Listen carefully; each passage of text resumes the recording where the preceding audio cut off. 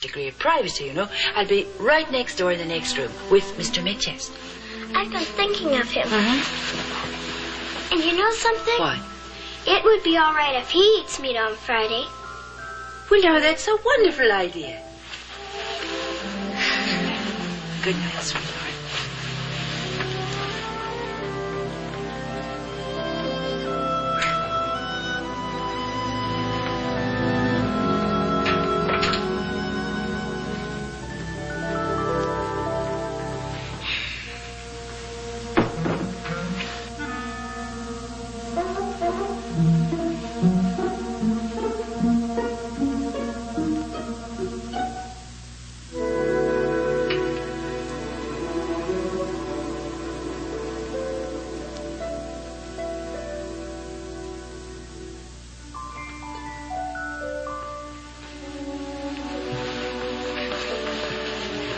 Good night, Harold.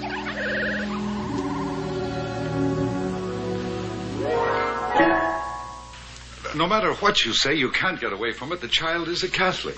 Oh, Patrick, on her first night under our roof, must we discuss religion? I'm sorry, my dear, but it does have to be faced. All right, then, let's face it. We continue to be good Protestants and we bring up Patsy as a good Catholic. Now, what could be simpler? Offhand, almost anything.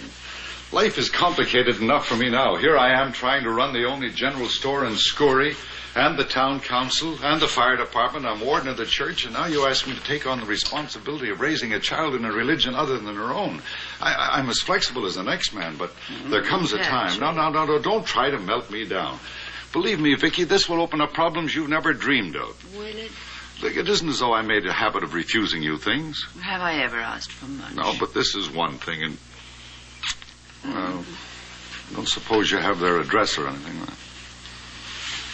Why? In case it doesn't work out. But it's going to work out. You mean it's permanent? It isn't just a maybe, or we'll think it over? They weren't giving her up for a maybe. I resent any theys in our life. I tell you, Vicky, I am not going to be ordered about by Montreal.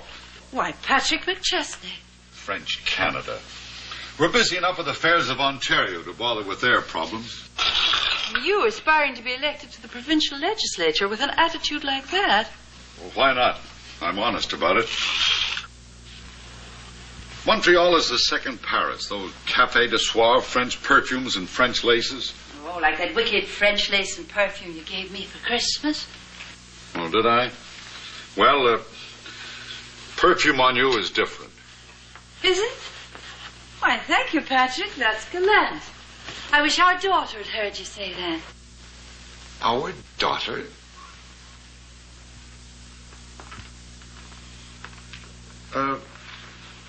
My dear, it's such a big decision, that's all. Like marriage, it's not a step you take lightly. But it never occurred to me that you'd hesitate. You've always wanted a child. Of our own, yes. Well, apparently the Lord didn't wish that. Then perhaps we should abide by the Lord's decision.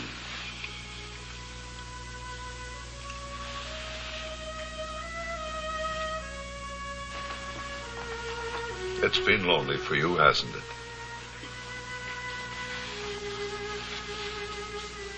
All right. We'll try it.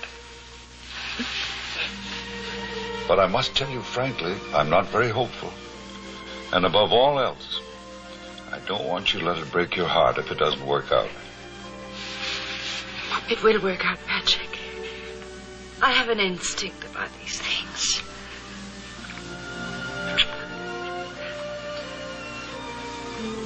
I have instincts, too.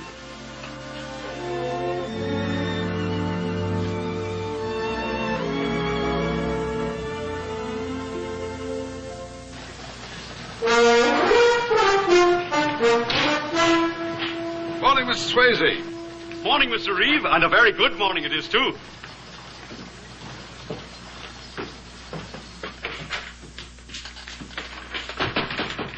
Hello, Mr. Swayze. Morning, Mr. Velney. Hello, Mr. Motley. Greetings. What do we do for you? Well, I come here for three things. Renew my subscription, take out an ad, and pass out cigars. Well, I'm happy to receive all three. What's the cigar for? Got a new boy.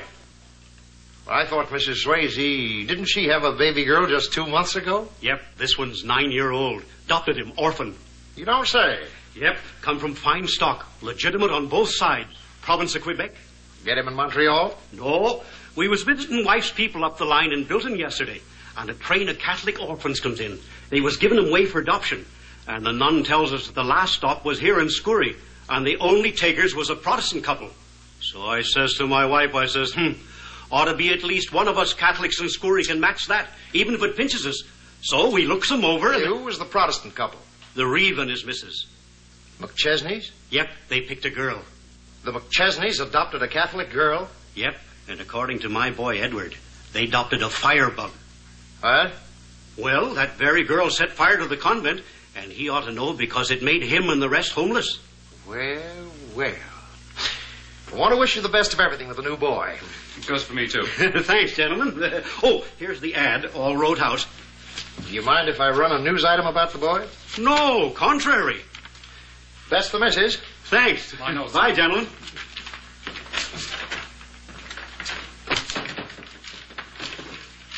Well, sir, I have just been handed a gift of ammunition. Don't tell me these things explode. No, sir. But something else may. Everything's fair in love, war, and politics, my dear Motley. I see. Now, look, I understand how you feel about McChesney. Ever since you were kids, he's beaten you at everything. Lacrosse, cricket, love, and elections. You take my advice, you'll go easy, boss. Why should I go easy, Mr. Motley? I'm his political opponent. If he wants to answer me back in print, he's perfectly free to buy space in this newspaper. Sure. But don't fool around with religion, boss. I'm not fooling around with anything. All I'm trying to do is to protect that poor little orphan child.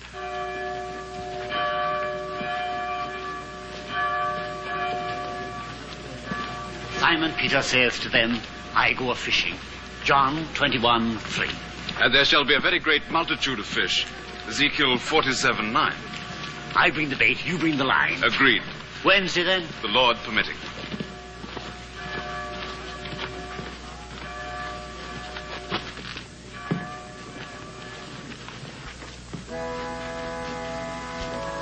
But, Mother, why can't I go with you? You remember, I promised the sisters you'd go to your own church. It's a sacred promise. Well, then would you come in with me? No, dear, I can't do that. I have to go to my own church, especially with your father stuck up in Bilton. One of us has to be there. But I don't know anybody. Please, Mother, won't you come here with me just this once? Just this once, please, Mother. Well, all right, just this once. Wait, I've never been inside a Catholic church. You'll have to tell me what to do and so on. Just watch me.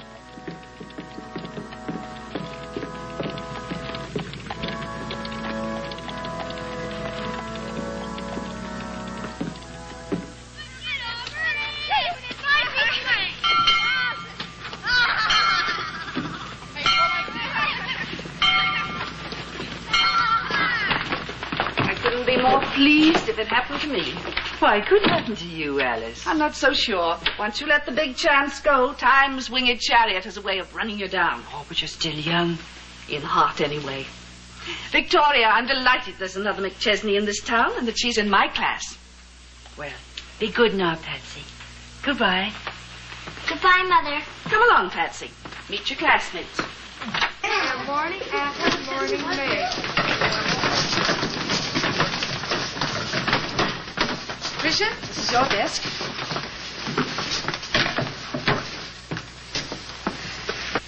All right, children, you may sit down. We have 2 new pupils with us today. Patricia McChesney, will you stand, please? I want you all to say hello. Hello. And Edward Swayze, will you stand, please? Hello. Hello. Now, we'll begin today by reviewing our history lesson of yesterday. Isabella, who discovered America? Christopher Columbus discovered America. Correct. And remember, it was a queen with the same name as you that made his voyage possible. All right. Now, what was the name of the ship Columbus sailed in? In honor of Edward and Patricia, who journeyed to us from afar, we're going to let them answer first. Edward? What was the name of Columbus' ship? The Mayflower. You're over 100 years too late. Patricia? Columbus sailed on the Santa Maria. The two other ships that accompanied him were the Pinta and the Nina. Very good. Now, I want the 4th grade to open their history books to page 23. And the 3rd grade will study their arithmetic. Ouch!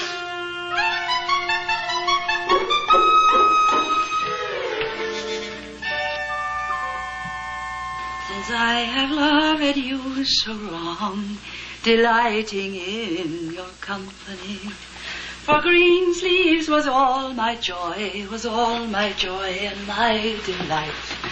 Greensleeves was my heart of gold, and